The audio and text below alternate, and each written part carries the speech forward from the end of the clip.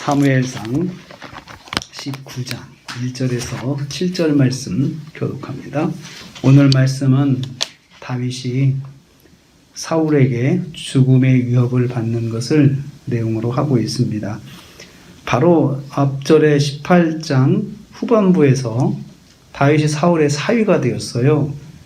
그런데 사위가 되자마자 오늘 말씀에 보니까 바로 다윗을 죽이라고 사울이 신하들에게 명령을 하는 그런 장면을 보게 됩니다. 그러니까 사위가 되었다고 하는 것은 가족이 되는 건데, 그리고 특별히 더 보호해주고 아껴줘야 될 식구가 되는 것인데, 사울은 다윗을 사위로 삼을 때 정말 사위로서 삼고 싶어서가 아니고 어쩔 수 없이 사위로 만들었던 거거든요.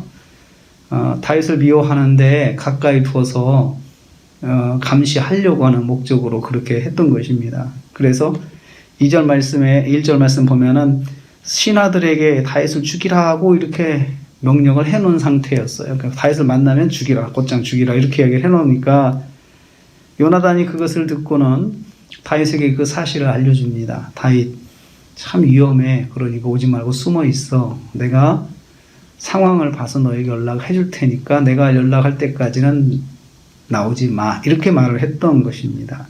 그리고는 요나단이 아버지에게 간청을 합니다. 4절 5절 말씀입니다. 원하건대 왕은 신하 다윗에게 범죄하지 마옵소서.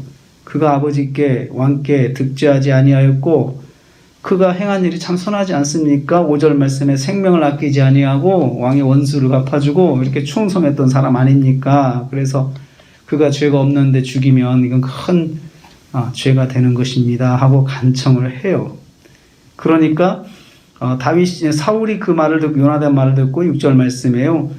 여호와의 살아계심을 두고 맹세하거냐 그가 죽임을 당하지 아니하리라. 마음이 이제 변했어요.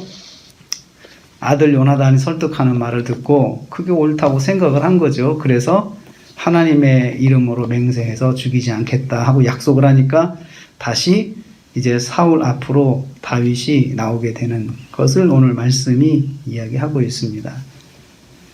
다윗을 지금 이야기하면서 성경이 하나님이 함께 하시는 사람이다 라고 계속 이야기를 해요. 그리고 하나님이 함께 하셔서 하나님께서 인도하시고 승리하게 하시는 것을 말씀하시면서 동시에 다윗이 생명의 위협을 받는 아주 위태로운 삶을 살게 됩니다. 하나님이 함께 하시는데 아주 위태한 삶을 사는 것이에요. 왜 하나님께서는 다윗을 이렇게 만드셨을까요? 우린 잘 압니다. 하나님께서 다윗을 연단시키시는 거예요.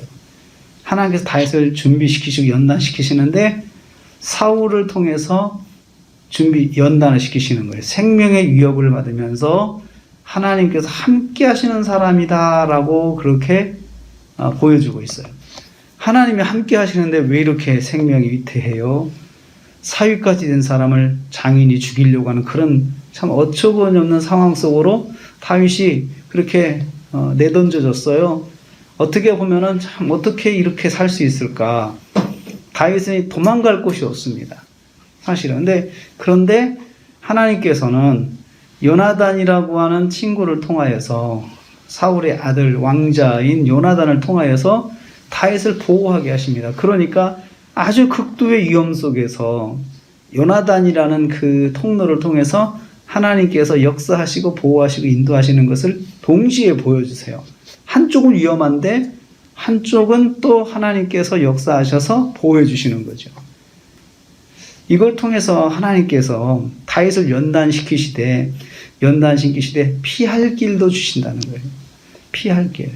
피할 길도 주셔서 인도하시는 하나님의 역사를 여기서 볼 수 있습니다. 우리가 믿음이 좋은 사람도 연단을 받습니다. 또 훈련을 받습니다. 하나님께서 참 어려운 가운데 이렇게 처하게 할 수도 있어요. 그러나 하나님께서는 그냥 내동댕이 쳐놓고 계시지 않고 피할 길도 주시거든요. 피할 길도 주셔서 견뎌 나갈 수 있게 해주세요. 그게 연단받는 과정이더라고요. 완전히 그것이 없어지는 것이 아니고 견뎌 나갈 수 있도록 피할 길도 주시면서 인도하시고 그리고 그 속에서 하나님과 더 가까이 가도록 만들어요. 시편에 있는 그 말씀들이 다윗의 시들이 다 이 어려울 때 하나님을 만난 다윗의 삶을 이야기하고 있거든요.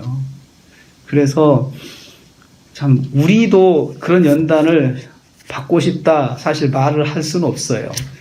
그렇지만 하나님께서 계획이 있으셔서 나를 준비시키겠다고 계획하시고 연단시키시면 어쩔 수 없습니다. 받아들여야 되죠.